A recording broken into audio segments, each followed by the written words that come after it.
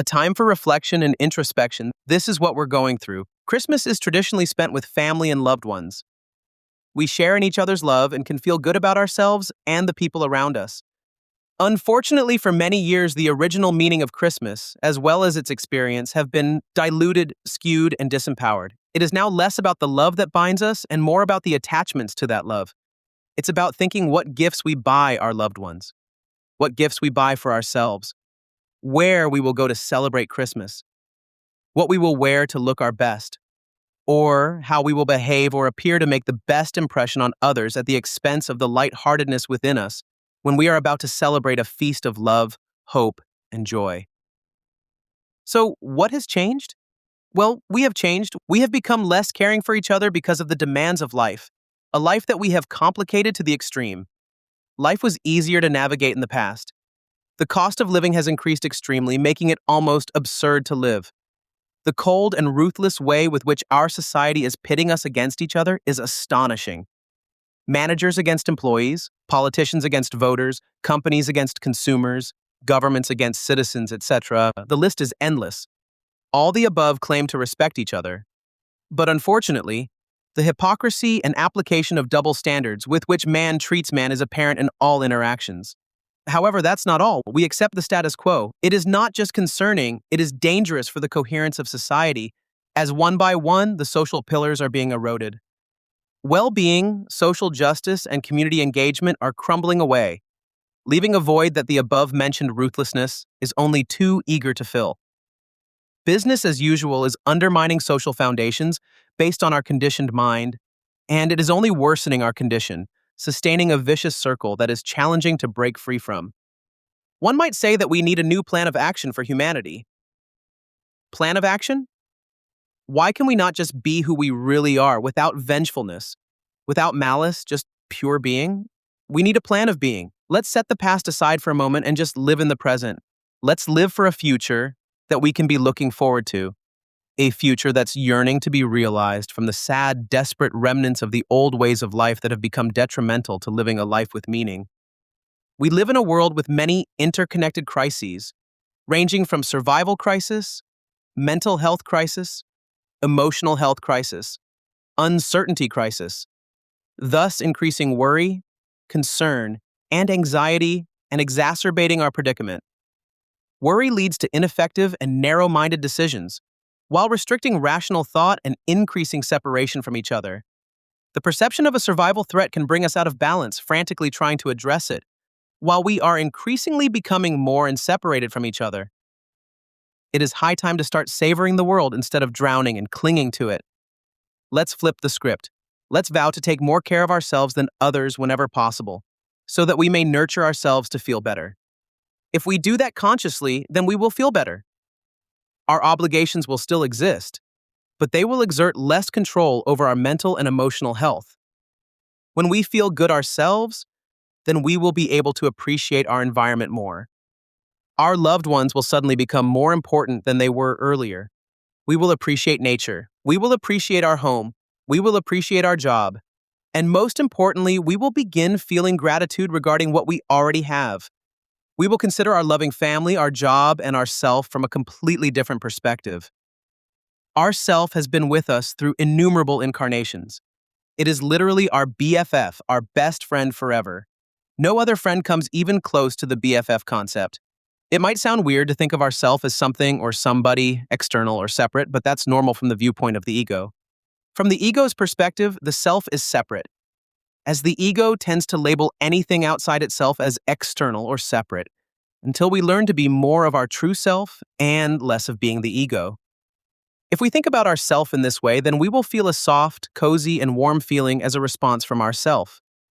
It is a response to the recognition of the importance of ourself in so many ways. The only obstacle to the recognition of the immense value of the self is the ego.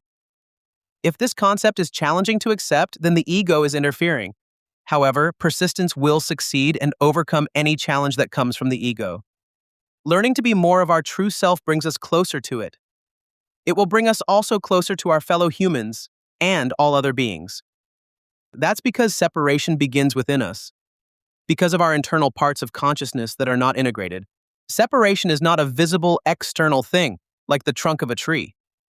The tree's roots are invisible, yet the trunk is an extension of those roots, leading us to believe that the visible trunk is the tree, when in fact the tree trunk stems from the roots. Like so many things in life, we have misperceived and therefore misunderstood their value and their place in the universe and within us. Being less ego and more of our true self aligns us with our infinite existence. It opens our awareness to more than what's visible, allowing us to feel life instead of perceiving it through our physical senses. Being the ego is both a blessing and a curse. It allows us to prioritize ourselves by focusing on our physical integrity and our physical needs in third density consciousness. This narrow focus on life enables our immersion into a psychological state of being that allow us to focus on the details of life. That's the blessing of the ego, without which we'd be powerless to survive in this ruthless and unforgiving third density consciousness environment. The visceral intensity of the details in our experiences is teaching us life lessons. Through those details, we can perceive our life experiences beyond the obvious, and thus we become aware of the backstage of life. We discover through life experiences that whatever we perceive with our physical eyes and by extension through our physical senses is not all there is to life. We gradually become aware of the fact that we place too much value on focusing on the perceptions of our physical senses. We also become aware of our conditioning through our ego's belief systems.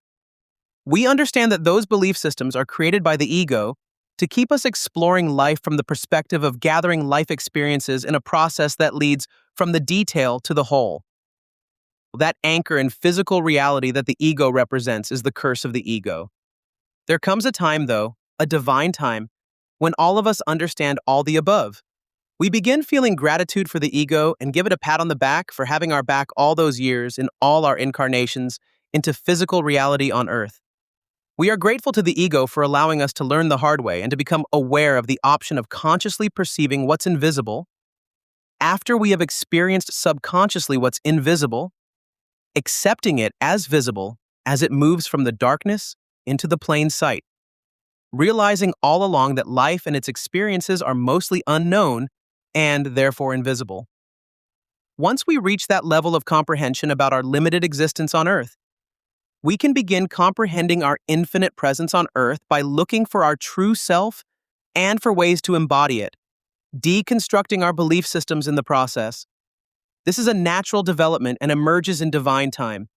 The closer we are embodying our true self, the closer we come to experiencing the fullness of life.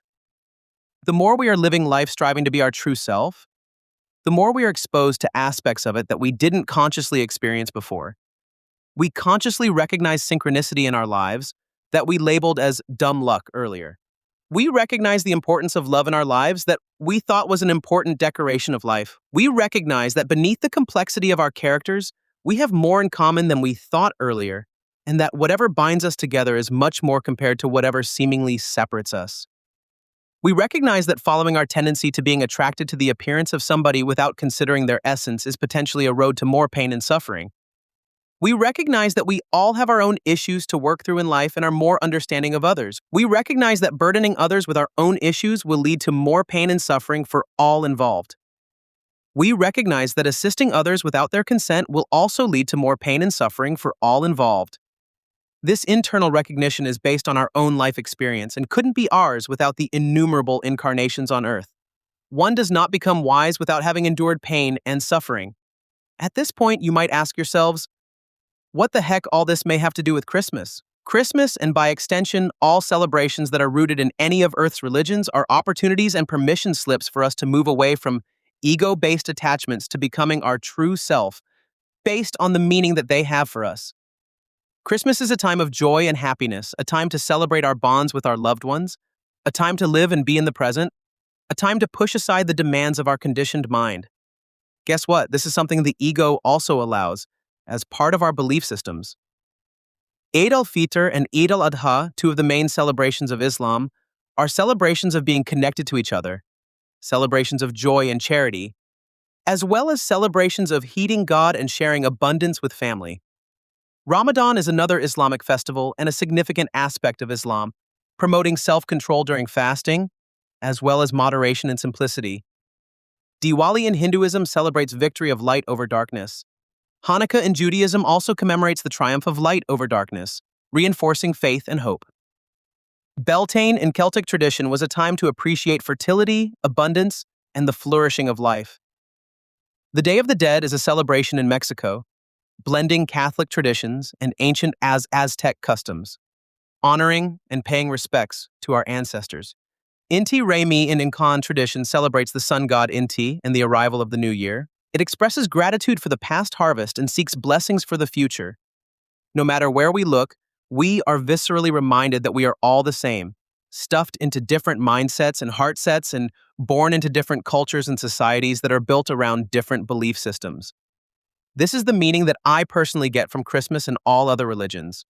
We are the same and we are all equals, grateful for our heritage, sustained by the knowledge passed down to us from our ancestors, empowered by hope for the future, tempered by respect in our relationships and immersed in love. That is far more than a decoration of life. Love binds us together, allows us to be more of who we are, and fosters appreciation of everything, while expecting nothing in return. All these enlightened perspectives that replace the current narrow-minded perspectives, which arise from me versus you and us versus them, require an internal rewiring that could not happen if we didn't experience life the hard way, while being many times left to our own devices and forced to constantly work the problem. We are at the precipice of a new consciousness, which is offering a new way of learning life's lessons, a new way of how we feel within our skin, a new way of doing things, and most importantly, a new way of being. All this has come at a cost. We have paid for this ability dearly. Now let's integrate this ability into our lives, feeling our way through it instead of thinking of solutions. We can initially appreciate our neighbors before we love them, understand them, before we help them if and when they need such help, thus paving the way of openly sharing and blending our hopes and aspirations with theirs. Approaching our neighbors can be through simple things like saying hello to them and actually meaning it, or looking at them that says "I know" without saying it, conveying support and understanding regarding the common struggles we all face. Let's overflow with love and compassion when we interact with neighbors, work colleagues, or any human being for that matter, to the degree where it is appropriate. Hugging people which we don't know, for example, is inappropriate, unless they indicate with their behavior and communicate to us non-verbally that it is appropriate and welcome. Let's create a golden age within us, free from separation and conditioning, while more humans around us follow us, and we all manifest that gold age collectively. Change comes from within. The external aspects and benefits of living in a golden age manifest first within ourselves.